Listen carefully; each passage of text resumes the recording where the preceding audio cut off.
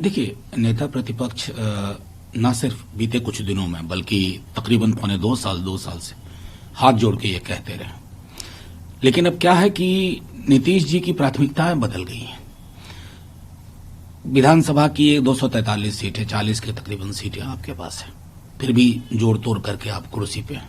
कुर्सी के चारों पाए दिल्ली सल्तनत ने पकड़े हुए हैं। तो जाहिर तौर पर हत्या, लूट, बलात्कार, कोई दिन का अखबार उठा करके देखिए।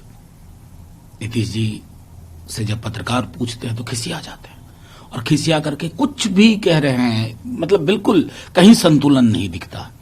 अब हड़प्पा, मोहनजोदड़ो, वैदिक काल का तो डेटा एनसीआरबी के पास होता नहीं है, अगर होता तो बात होती। लेकिन अगर इस तरह से कहेंगे, आपने अपने डीजीपी को कहा, वो डीजीपी कह रहे हैं पिछले वाले डीजीपी में ज्यादा, तो ये तब होता है ना जब प्रशासनिक अमला आपके नियंत्रण के बाहर चला जाता है और वो दृष्टिगोचर है, वो दिख रहा है, आपकी बेबसी, आपकी लाचारी। लेकिन बिहार क्यों बेबस हो, बिहार क्यों लाचार हो, बिहारी क्यों महफूज होने के लिए कोना ढूंढे? ये मैं समझता हूं नीतीश जी को इस पे कॉल लेना होगा और यही बिहार चाहता है। सर, आज ट्रैक्टर रैली को लेकर कोर्ट में सुनवाई है, सुप्रीम कोर्ट में। देखिए, माननीय सर्वोच्च न्यायालय सब कुछ देख रहे होंगे।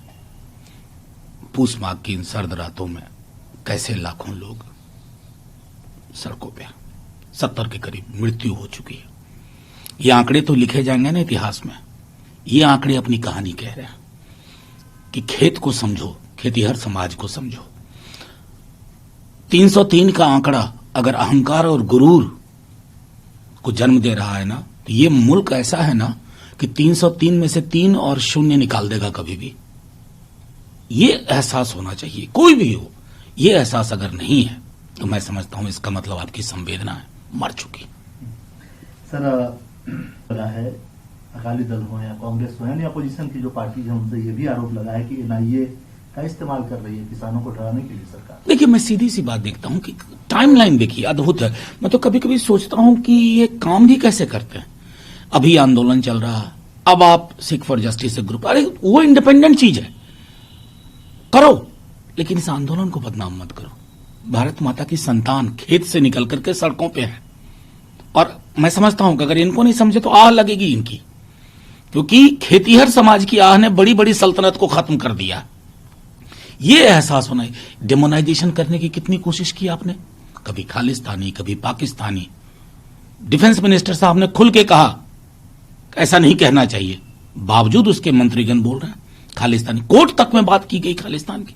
तो अब आपके पास कुछ नहीं है। इस सरकार की कार्यशैली मैंने देखी है कि किसी आंदोलन से अगर डील ना कर पाओ ना, उसका डेमोनाइजेशन करो, उसके बारे में अनशंट प्लान करवाओ, नहीं चलेगा ये सब।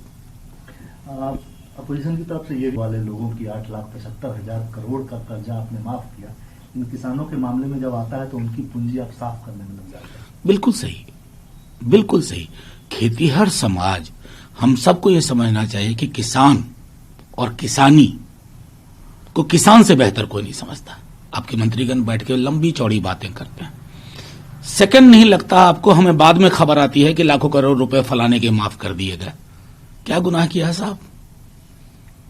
अन्न दे रहे हैं, अगर इन्होंने इनकी अपने पे आ गई तो मैं समझता हूं ऐसी हड़ताल कर देंगे ना, पेट में खाना नहीं पहुंचेगा। ये सनद रहे। तांडव को लेकर लखनऊ में केस भी हुआ है और आईबी मिनिस्ट्री ने नोटिस भी किया है उसके प्रोड्यूसर्स को और डायरेक्टर को। देखिए, मैं पहले भी कह चुका, मैं एक बात स्पष्ट तौर पे कहूं, मैंने ये वेब सीरीज देखी, डायरेक्शन, स्टोरी लाइन, सिनेमाटोग्राफी, सब दृष्टिकोण से ये बहुत ही औसत से नीचे की। इस बीच में जितनी वेब सीरीज आई उसमें अगर मैं इसको रखूंगा तो पीछे ही रखूंगा। बावजूद इसके जब इस तरह की कोई बात होती है, आजकल हर समुदाय में मैं देख रहा हूं, कभी तुरंत धर्म खतरे में आ जाता है, मजहब खतरे में आ जाता है। हम ये भूल जाते हैं कि जिन लोगों ने ये सृष्टि की रचना की, उनका कद और उनकी समझ इतनी बौनी नहीं थी। मैं कभी कभी ये सोचता हूं कि अगर कबीर आए और अपने दोहों को वेब सीरीज में तब्दील करें, जो तू बाभन बाभनी जाया, आन बाट काहे नहीं आया, जो तू तुरक तुरक नहीं जाया, भितरई खतना काहे न कराया, क्या होगा उस वेब सीरीज का? कबीर पे मुकदमा होगा, कबीर खारिज कर दिए जाएंगे। ये मैं समझता हूं कि हमारे दृष्टिकोण में, हमारी समझ में ये परिवर्तन आया।